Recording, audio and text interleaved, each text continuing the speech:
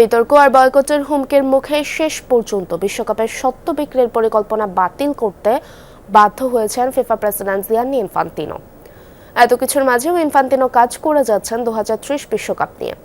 64 দল হলে টুর্নামেন্টের মান কেমন হবে তা জানতে 14 আগস্ট স্বাধীন গবেষণা সংস্থা গঠন করবে ফিফা। খুঁটিনাটি বিশ্লেষণ করে সেই রিপোর্ট জমা দিতে হবে 11 সেপ্টেম্বরের মধ্যেই।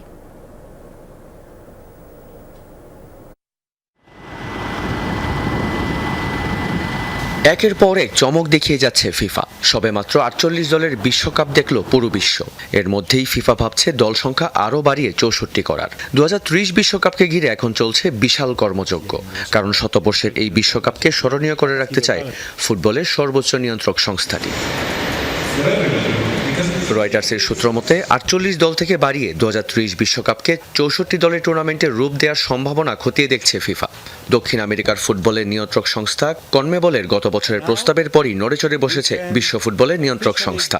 শতবর্ষের এই উৎসবে আরও বেশি দেশকে যুক্ত করতেই মূলত এই ভাবনা। এখন প্রশ্ন উঠছে, ফিফা কি শুধু লাভই দেখছে? রয়টার্সের সূত্র মতে দল বাড়লে খেলার মান কমবে কিনা, আন্তর্জাতিক সূচি কতটা জটলা পাকাবে এবং বাজারের ওপর কেমন চাপ পড়বে, সবকিছু খতিয়ে দেখতে একটি স্বাধীন সংস্থাকে দায়িত্ব দিচ্ছে ফিফা। 14 আগস্ট চূড়ান্ত হবে গবেষণার সেই সংস্থা। আর মাত্র 4 সপ্তাহের মধ্যে অর্থাৎ 11 সেপ্টেম্বরের মধ্যেই জমা দিতে হবে পূর্ণাঙ্গ রিপোর্ট। এদিকে বিশ্বকাপ স্বত্ব বিক্রির বিতর্কিত পরিকল্পনা শেষ পর্যন্ত বাতিল করতে বাধ্য হয়েছেন ফিফা প্রেসিডেন্ট জিয়ান্নি ইনফান্তিনো। বিশ্বজুড়ে তীব্র প্রতিবাদ আর বয়কটের হুমকিতেই টিকতে পারলেন না তিনি। পুরুষ ও নারী বিশ্বকাপ বিক্রির এই মাস্টার প্ল্যানের বিরুদ্ধে রুখে দাঁড়িয়েছিল উয়েফা থেকে শুরু করে এশিয়া ও কনকাকাফ। শুধু তাই নয়, বিদ্রোহ বেঁধে যায় ফিফার অভ্যন্তরেই। পদত্যাগ করেন খুদ সভাপতির জ্যেষ্ঠ উপদেষ্টা। আসছে মার্চেই ফিফা নির্বাচন। ফিফার 7ম কংগ্রেসে 4র্থ মেয়াদের জন্য পুনরায় সভাপতি পদে নির্বাচন করার কথা রয়েছে 56 বছর বয়সী ইনফান্তিনোর।